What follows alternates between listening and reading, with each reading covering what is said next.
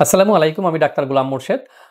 আজকে আপনাদের একটা বিশেষ টপিকস নিয়ে আলোচনা করব এবং এখানে আমি একজন স্পেশাল গেস্ট নিয়ে এসেছি। উনি একজন মেন্টাল হেলথ স্পেশালিস্ট। আমরা যাকে মেডিকেল পরিভাষায় সাইকিয়াট্রিস্ট বলি। আমাদের যে জাতীয় মানসিক স্বাস্থ্য ইনস্টিটিউট আছে ওখানকার উনি একজন মনোরোগ বিশেষজ্ঞ। আমি আপনাদের সাথে পরিচয় করিয়ে দিচ্ছি এবং উনি সিমেক হেলথে চেম্বার করেন আমার পাশের রুমেই।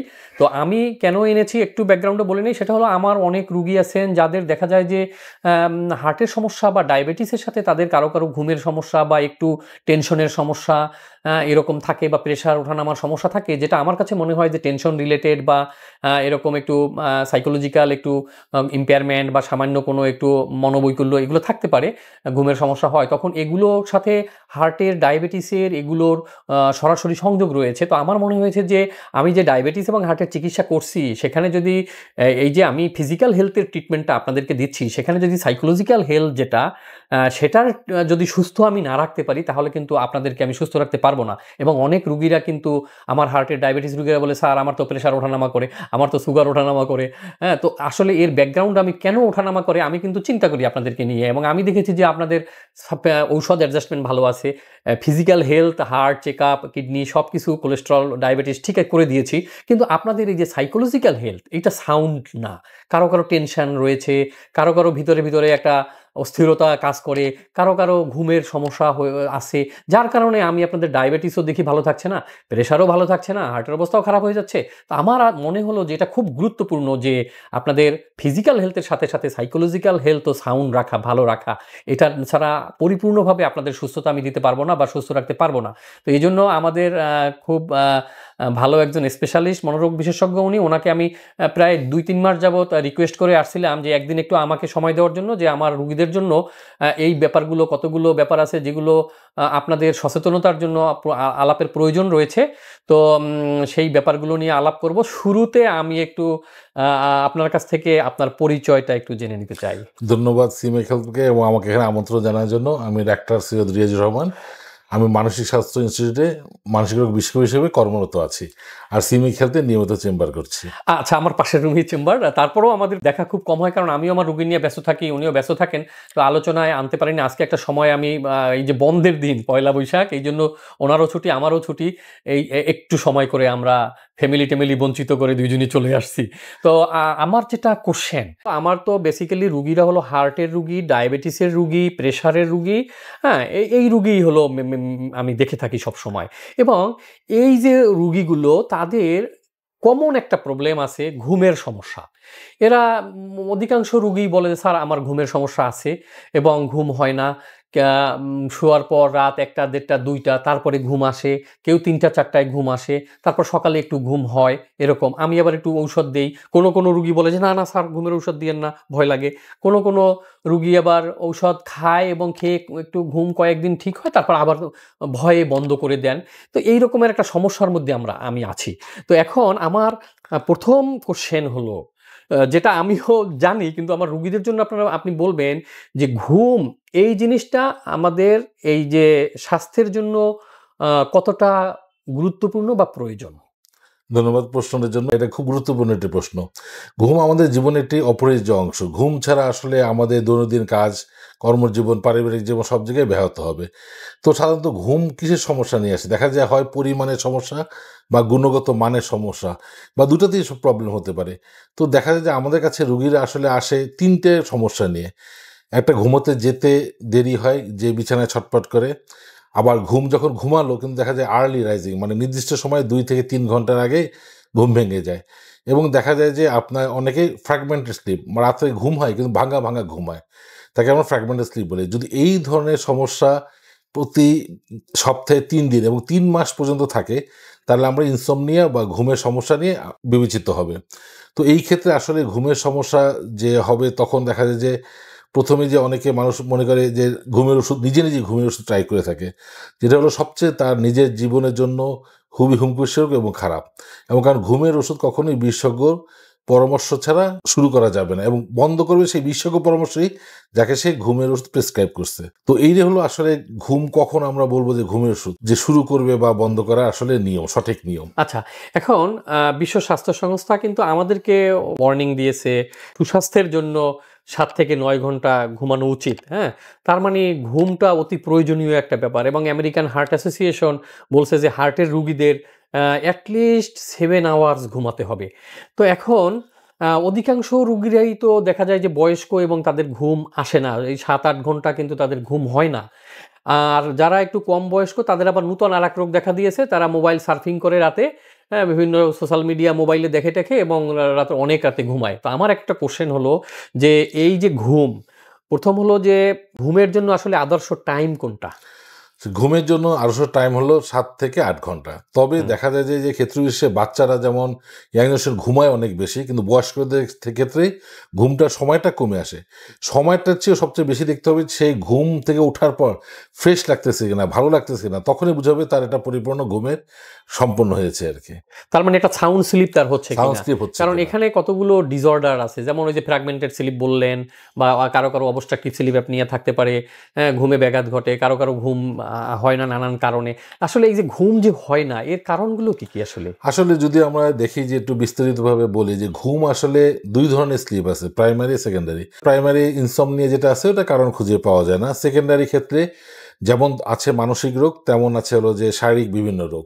যদি মানসিক রোগের ভিতর বলি তাহলে আমরা দেখা যায় যে ডিপ্রেশন, অ্যাংজাইটি, টেনশন এবং মাদকাসক্ত যারা, তাদেরও ঘুমের ক্ষেত্রে অনেক ব্যাঘাত ঘটে। সাথে সাথে যদি মেজর সাইকিয়াট্রিক ডিসঅর্ডার আছে যেমন সিজোফ্রেনিয়া, বাইপোলার এবং ডিলিউশন ডিসঅর্ডার, এগুলি উল্লেখযোগ্য। তবে হ্যাঁ, শারীরিক ক্ষেত্রে যেমন হয় হার্টের সমস্যা, অ্যাজমা যদি কারো সমস্যা থেকে থাকে, কারো যদি ক্যান্সার পেশেন্ট থাকে, কারো যদি মাথা ব্যথা থেকে থাকে, এগুলির ক্ষেত্রেও ঘুমের সমস্যা দেখা দিয়ে থাকে। আচ্ছা, এখন এখানে আমরা যেটা দেখলাম যে ঘুম যদি না হয় তাহলে এই যে ডায়াবেটিস, কিন্তু সুগার বেড়ে যায়, কতগুলো কেমিক্যাল হরমোন সিক্রেশন হয় যদি না ঘুমায়, তারপরে সেখান থেকে ওজন বেড়ে যায়, সুগার বেড়ে যায়, প্রেশার বেড়ে যায়, হার্টের সমস্যা তৈরি হয়।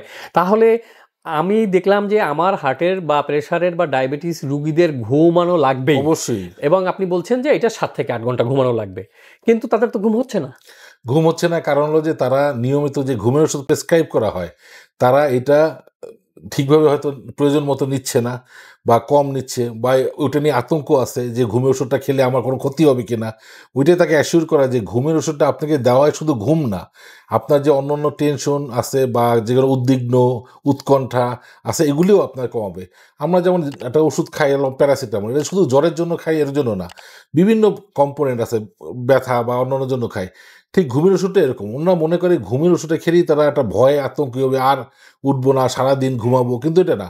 মানুষ সঠিকভাবে আপনার কাছে যখন আসলে আপনি একজন বিশেষজ্ঞ, আপনার ভিতরে এতদিন আপনার পড়ালেখা অভিজ্ঞতা আছে, আপনি জানেন যে ঘুম ওষুধটা কতটুকু সময় কোন পর্যন্ত কতটুকু দিলে উনি ভালো থাকবে। উনি যদি এখন আপনি না নেয় তাহলে তো আসলে আমাদের কিছু করার নেই। কিন্তু ওনাদের সচেতন করতে হবে যে এই ঘুমের ওষুধটা তো আপনার জন্য, আপনার প্রয়োজনের জন্য। আপনার শুধু ঘুম হবে না, আপনার যে ডায়াবেটিস, প্রেশার, ওগুলি উপসর্গগুলি অনেক কমে যাবে, আপনার টেনশন, অ্যাংজাইটি কমে যাবে এবং আপনি নর্মালভাবে আর কাজ করতে ভালো আচ্ছা, থাকবেন। আমি বইপত্র, লিটারেচার বা গবেষণা, রিসার্চ স্টাডি এগুলো পড়ে আমি একটা জিনিস আমি পেয়েছি যে আমার রুগীদের ঘুমাতে হবে। ঘুমাতে হবে। ঘুমানো ছাড়া হার্টের রুগী, ডায়াবেটিসের রুগী, প্রেশারের রুগী এরা ভালো থাকবেন না। মানসিক রোগী কোনো রোগী হ্যাঁ, ভালো কোনো থাকবে রুগী না। ভালো থাকবে না, তার মানে ঘুম লাগবে। Must। এখন যে আমি তখন অন্যান্য হার্টের ঔষধ বা অন্যান্য ঔষধের সাথে, প্রেশার বা অন্যান্য ঔষধের সাথে আমি তখন চিন্তা করি যে ঘুম তো আমার লাগবে, ওনার তো ঘুম হয় না, তাহলে ওনার সুস্থতার জন্য আমি একটু ঘুমের ঔষধ দিই। কেউ কেউ এটা শুরুই করেন না, কেউ কেউ শুরু করে কয়েকদিন খেয়ে যে দীর্ঘদিন খেলে এটা কি হবে বন্ধ করে দেয়।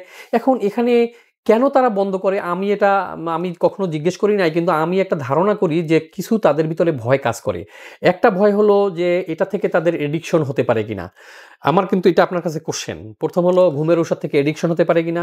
2 নম্বরে হলো ঘুমের ঔষধ, এটা তাদের একটা ভয় যে একটা হ্যাবিচুয়েশন হয়ে যাবে, যে পরবর্তীতে এটা ছাড়া আর তিনি ঘুমাইতেই পারবেন না এবং ধীরে ধীরে ডোজ বাড়াইতে হবে, এটা একটা ভয়, তখন তিনি এটা বন্ধ করে দেন। তৃতীয়, এরপরে চিন্তা করে যে এই ঘুমের ঔষধ খাইলে আমি আবার অনেক বেশি দুর্বল হয়ে যাব কিনা, সারাদিন ঘুমাবো কিনা, এটা একটা ভয় কাজ করে।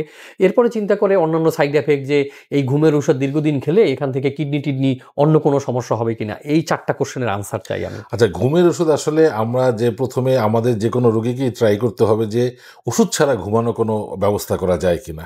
তো সেই ক্ষেত্রে আমরা যেমন স্লিপ হাইজিনের কথা বলি, যে কি নির্দিষ্ট নিয়ম, নির্দিষ্ট সময় এগুলি যদি মেনটেন করে থাকে তাহলে তার ঘুমটাও চলে আসবে। কিন্তু দেখা যায় যে স্লিপ হাইজিন যদি অনেক দিন অনিদ্রা হয় তখন আর আমরা মেডিকেশনের দিকে চলে যাই। তো মেডিকেশনে দিলে যদি আপনাকে ওইটা ডাক্তারের উপর বিশ্বাস থাকতে হবে এবং ডাক্তার ওইভাবে চিকিৎসক যে আছে তাই কাউন্সিলিং করে অ্যাসিওর করতে হবে যে না, এই ওষুধটা যেটা দেওয়া হয়েছে অন্য অন্য যেমন ওষুধ তো লং টাইম খাচ্ছে, কই হার্টের ওষুধ তো বাদ দিচ্ছে না, ডায়াবেটিস তো বাদ দিচ্ছে না, ঠিক ঘুমের ওষুধের ওষুধ যেটা নির্দিষ্ট সময় নির্দিষ্ট পরিমাণ নির্দিষ্ট রোগের জন্য দিলে, এবং এটা অবশ্যই এটা কন্টিনিউ চলবে না, একটা নির্দিষ্ট সময় পর এটা বন্ধ করে দিতে হবে এবং বন্ধ করবে আমাদের পরামর্শ। আমাদের দেশে দেখা যায় যে ম্যাক্সিমাম মানুষ ঘুমের ওষুধ বাজার থেকে কিনে চিকিৎসকের পরামর্শ মতন খায় না, নিজের মতো ডোজ বাড়ায়, এর জন্য অনেক বেশি ঘুমিয়ে পড়ে এবং ওটা আর পরে যেহেতু বুঝে যায় যে আমার ওষুধ দিয়ে ঘুম হয়, দিনকে দিন ডোজ বাড়ায় এবং উনি আর ওইটা অ্যাভয়েড করতে পারে না, তখন ডিপেন্ডেন্সি হয়ে যায়। কিন্তু এইগুলি আমরা আশপাশে মানুষ দেখে যে সাধারণ মানুষ যারা আছে তারা আতঙ্কিত হয়ে যায়, তাদের একটা বদ্ধমূল খারাপ ধারণা হয় যে ঘুমের ওষুধ মানে এরকম কোনো কিছু। তো যেটা ওনাদের বিশ্বাস রাখতে হবে, যেহেতু চিকিৎসক একটা দিচ্ছেন সেটা নিশ্চয়ই ওটা কোনো কারণ আছে, নির্দিষ্ট সময়ের জন্য দিচ্ছেন এবং ওইটা নির্দিষ্ট সময় বন্ধ করা হবে। এটা যদি চিকিৎসক একটু কষ্ট করে কাউন্সিলিং করে রুগীকে দেন এবং রুগী যদি ওটা বোঝার ক্ষমতা থাকে বা বুঝিয়ে ফেলে, তাহলে হয়তো দেখা যাবে অনেক ক্ষেত্রে ওটা ওষুধ কন্টিনিউ করবে। এই সমস্যা আমরা আমাদের মানসিক রোগের ক্ষেত্রেও দেখা যায় যে তারা ওষুধ খেতে চায় না, নির্দিষ্ট পরিমাণ ওষুধ বন্ধ করে যায়, তখন কোনো লাভ হয় না, তখন দেখা যায় একবার দুইবারই কষ্ট হয়, তখন আবার বুঝে নেয়, বলার পর বলে যে স্যার আমাদের ভুলে গেছে, আর ওষুধ বন্ধ করবো। তার মানে আপনার কথা একটা বুঝলাম যে ঘুমের ঔষধ এটা প্রয়োজন আছে, অবশ্যই হার্টের ঔষধ যেরকম প্রয়োজন আছে ঘুমের ঔষধটাও প্রয়োজন আছে এবং খেতে পারে, খেলে কোনো অসুবিধা নেই না। আচ্ছা, তো হয়তো ডোজ অ্যাডজাস্টমেন্টের ব্যাপার রয়েছে, কারো ডোজ কম লাগবে, কারো বেশি লাগবে, এটা চিকিৎসকের পরামর্শ নিয়ে করতে হবে। আচ্ছা, এখন আরেকটা জিনিস যেটা যে কিছু কিছু রোগীরা আমাকে বলে যে স্যার আমি একটু ন্যাচারালি চেষ্টা করে দেখি ঘুমটা হয় কিনা, বা আপনিও যেটা বলছেন যে স্লিপ হায়াজিন, হ্যাঁ, তাই ন্যাচারাল ঔষধ ছাড়া ন্যাচারালি আমাদের রোগীরা কিভাবে চেষ্টা করতে পারে ঘুমানোর জন্য? প্রথমে হলো যে আমি যদি একটু বড় সংক্ষেপে করে বলি যে স্লিপ হাইজিন মেনটেন করতে হবে। স্লিপ হাইজিন মেনটেন করতে হলে কিছু জিনিস আপনাকে এনকারেজ করা হয় যে এগুলি আপনি করবেন, কিছু জিনিস রেস্ট্রিকশন বা পরিহার করার জন্য বলা হয়। তো এনকারেজ কি বলি আমরা করতে, যে দেখা যায় রুমটা জানি পরিবেশটা জানি ভালো হয়, অন্ধকারাচ্ছন্ন থাকে, সাউন্ড কম হয় এবং নির্দিষ্ট সময় আপনাকে ঘুমাতে যেতে হবে। আপনার মাথায় এটা, আমরা যেমন নির্দিষ্ট সময় দুপুরবেলা লাগলে ক্ষুধা লাগে, মানে আমার খেতে হবে, ঠিক ওরকমই একটা নির্দিষ্ট সময় ঘুমাতে গেলে আপনার ব্রেনে একটা সিগন্যাল আসবে যে না আমার এখন ঘুমাতে যেতে হবে, ওখানে জেগে থাকবে না। এবং আপনার পরিহার করতে হবে কি কি, দেখা যায় যে লেট বিকেলবেলা হেভি এক্সারসাইজ, দুপুরবেলা বেশি খাবার, দুপুরবেলা ঘুম, এবং দেখা যায় যদি মোবাইল বিছানায় বসে কেউ মোবাইল চালায়, স্ক্রিন টাইম এগুলি কমায় রাখতে হবে, এবং কেউ যদি চা কফি খায় এটা বিকেলে পরে খাওয়া যাবে না, এবং যদি কোনো মাদকাসক্ত বা ধূমপান করে সেটাও পরিহার করতে হবে।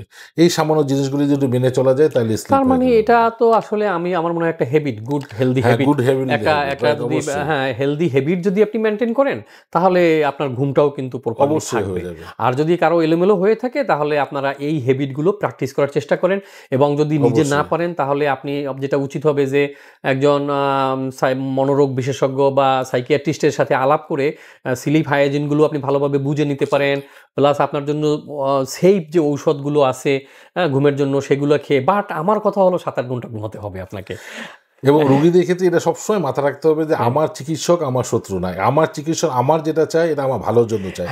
আচ্ছা, এইটা তো আবার বড় একটা প্রসঙ্গ টেনে আনছেন। যেমন আমরা যখন আমার কাছে কোনো রুগী আসে, এটা ইনডোরে ভর্তি হোক, কোনো এমার্জেন্সি রুগী বা এনজিওগ্রাম করি বা হার্টের চেম্বার রুগী দেখি, আমাদের কিন্তু সকল ডাক্তারদেরই একটাই থাকে যে এই রুগীটা আমি ভালো করে দেবো, আমি ভালো করে দেবো। এখানেই কিন্তু রুগীর ভালোর জন্য যেমন চিন্তা করা, আবার ডাক্তার তার নিজের ভালোর জন্যও চিন্তা করে, কারণ রুগীটা ভালো হলে ডাক্তারেরই সেখানে খ্যাতি বাড়বে, সুনাম হবে, এবং ডাক্তার এটাই চায়। হ্যাঁ, প্রত্যেকেই ব্যক্তিগত লাভালাভ চায়, ডাক্তারের যেখানে লাভটা হলো তার সুনাম বাড়বে বা ক্ষুণ্ণ হবে না বা অক্ষুণ্ণ থাকবে, আর রুগী ভালো হয়ে গেলে রুগীর লাভ হলো।